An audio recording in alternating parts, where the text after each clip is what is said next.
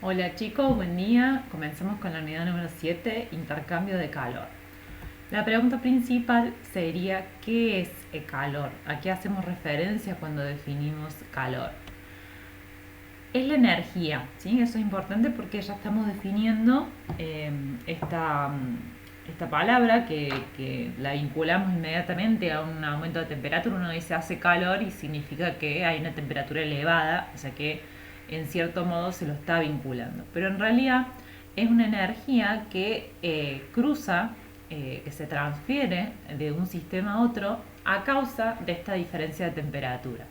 Es decir, cuando entre dos cuerpos la temperatura es la misma, no hay una transferencia de energía porque hay un equilibrio térmico y de ese modo no hay transferencia de calor. De este modo, la diferencia de temperatura resulta ser la fuerza impulsora de esa transferencia. Cuanto mayor sea esa diferencia de temperatura, mayor será la velocidad a la que se transfiere el calor. Por ejemplo, aquí vemos un esquema en donde en un extremo de un caño que podría ser metálico por el color y porque debido a que está sometido a la llama, se calienta un extremo y el otro extremo se encuentra frío. Es decir, que el calor va a ser transferido desde el extremo caliente al extremo frío, dado que siempre busca la energía equilibrarse hacia la zona de menor energía. Es decir, la de mayor energía, que sería con una mayor agitación entre moléculas, que es la zona calentada, va a tender a transferir esta energía a la zona de menor energía. Por eso el flujo siempre se produce desde la alta temperatura a la baja temperatura.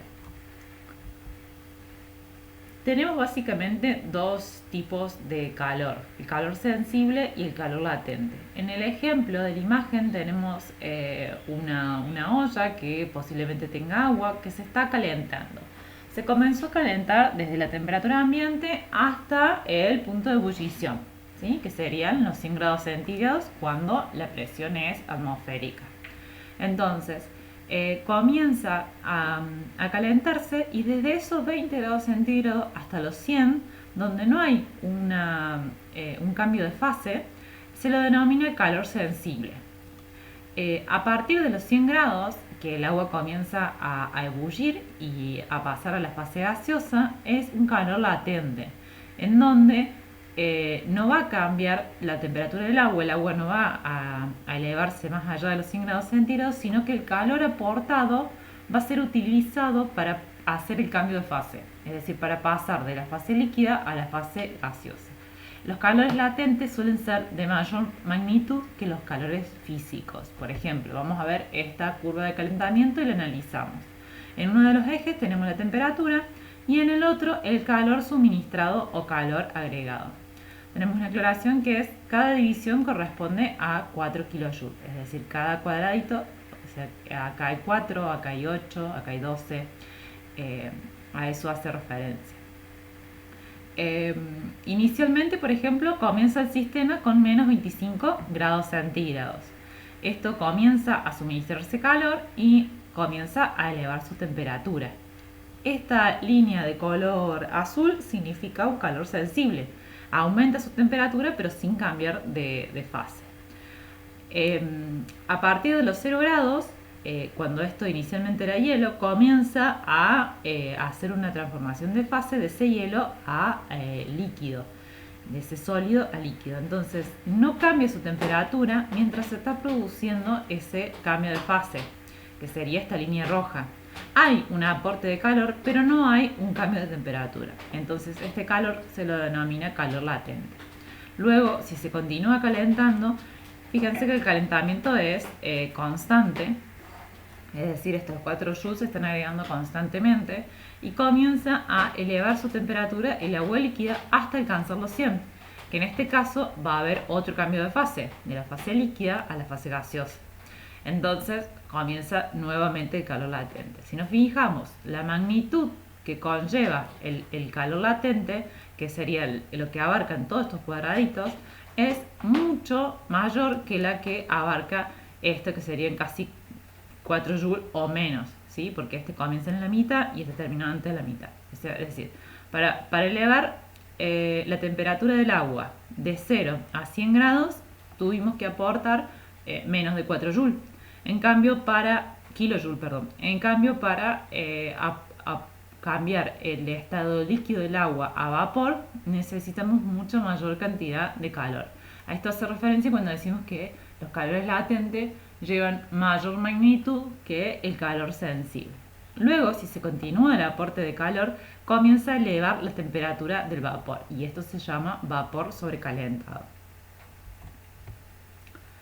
Las unidades en las que se mide calor pueden ser calorías, joule, como mencionábamos recién, BTU, entre otras. ¿Qué es una caloría? ¿Cómo la podemos definir? Es la cantidad de energía, ¿sí? Vemos que calor es energía, que hay que suministrar a 1 gramo de agua para elevar su temperatura 1 grado centígrado. Es decir, si acá vemos el dibujo, tenemos 1 gramo de agua que eleva su temperatura 1 grado centígrado. Para que esto haya sucedido, le aportamos, por definición, una caloría. Así se definió para medirlo. Si en lugar de tener 1 gramo de agua tenemos 1 kilo de agua, el aporte de energía es 1 kilocaloría. En cambio, si en lugar de tener 1 kilo de agua tenemos en otra unidad 1 libra de agua y lo queremos aumentar 1 grado Fahrenheit, también cambiamos de unidad, el calor suministrado es BTU. Los sistemas van cambiando de unidades, pero el aporte, digamos, es el mismo, ¿sí? En todos los sistemas se está aportando energía. En función de la cantidad de materia y el aumento de energía se define la unidad de calor. Acá tenemos algunas equivalencias, por ejemplo, que una caloría es igual a 4,19 joules, ¿sí? Calor sensible. Tenemos una ecuación para calor sensible que es muy sencilla, en la cual el calor es igual a la masa que se requiere calentar o enfriar, la que está recibiendo o emitiendo calor, por el Cp, que este es un concepto nuevo, que es calor específico, por el delta T, que es la diferencia de temperatura del cuerpo, es decir, si la temperatura inicial que tenía hasta la final. Esta diferencia de temperatura se traduce en una temperatura final menos la temperatura inicial. Vamos a ver qué es este nuevo concepto de calor específico.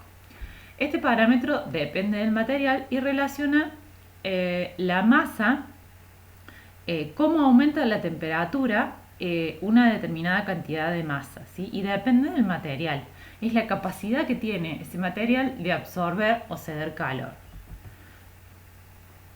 Por ejemplo, se define el Cp del agua como parámetro de referencia, que es igual a 1 caloría por gramo por centígrado, que es muy similar al esquema que vimos recién de que teníamos 1 gramo y que queríamos aumentar en ese gramo 1 grado centígrado y necesitábamos el aporte de 1 caloría.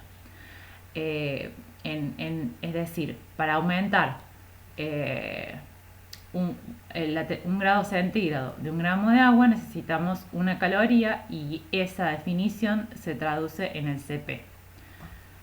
El Cp es, en el caso del agua, como ya hemos mencionado, que es la excepción de la regla, posee un valor extremadamente alto para el peso molecular que posee, con lo cual esto se traduce tiene como causa su puente hidrógeno debido a los dipolos generados entre las moléculas y su gran atracción entre sí. Es decir, que se resiste, por decirlo de algún modo, al cambio de temperatura.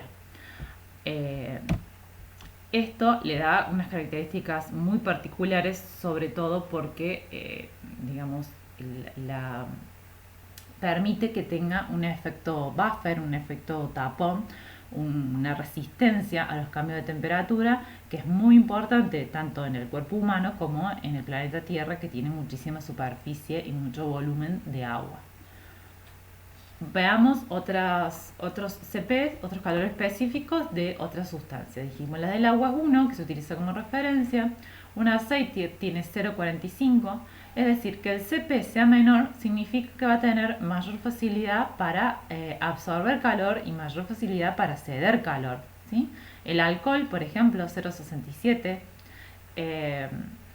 que le da, digamos, cierta rapidez para absorber y ceder.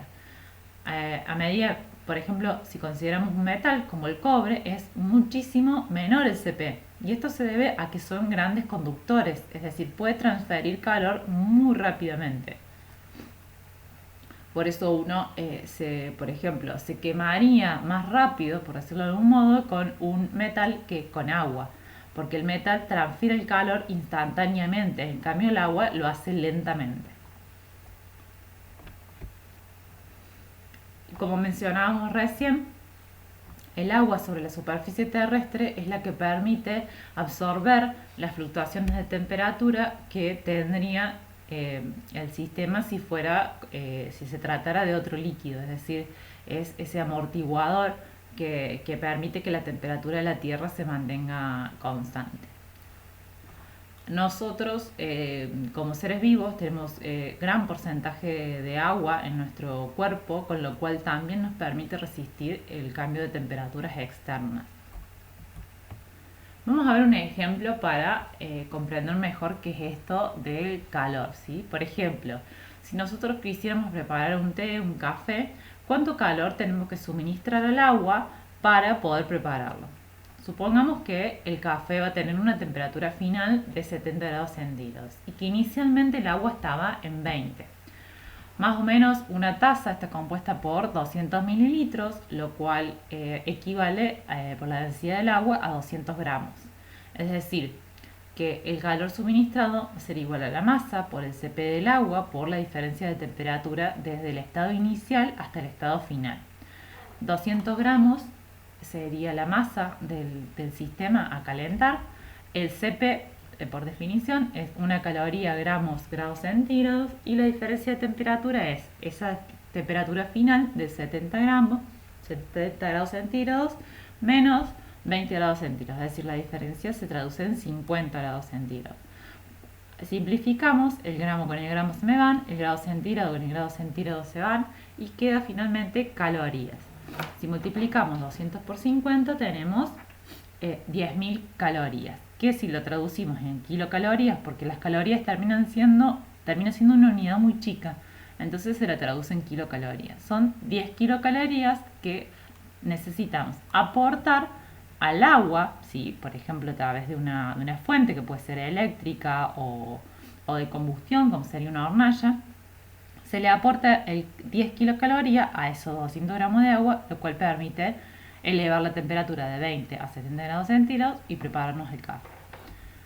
Bien, o sea, es decir, el agua absorbió calor, es decir, aumentó su temperatura. Y esto se ve en el signo, ¿sí? Porque hicimos estado final menos estado inicial y el estado final en los 70 grados. Si hubiese sido al revés, en el caso de que la taza pierda calor, ¿sí?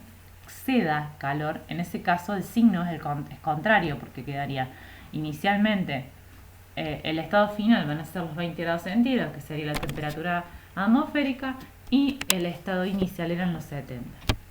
Es decir, en el caso de que se deje de enfriar, el calor se va al ambiente, esas 10 kilocalorías irán al ambiente y el calor en este caso se coloca con signo negativo simplemente para indicar que el cuerpo cede el calor, disminuye su temperatura. Bueno, chicos, acá tenemos la primera parte de calor y la próxima sección es de mecanismo de transferencia.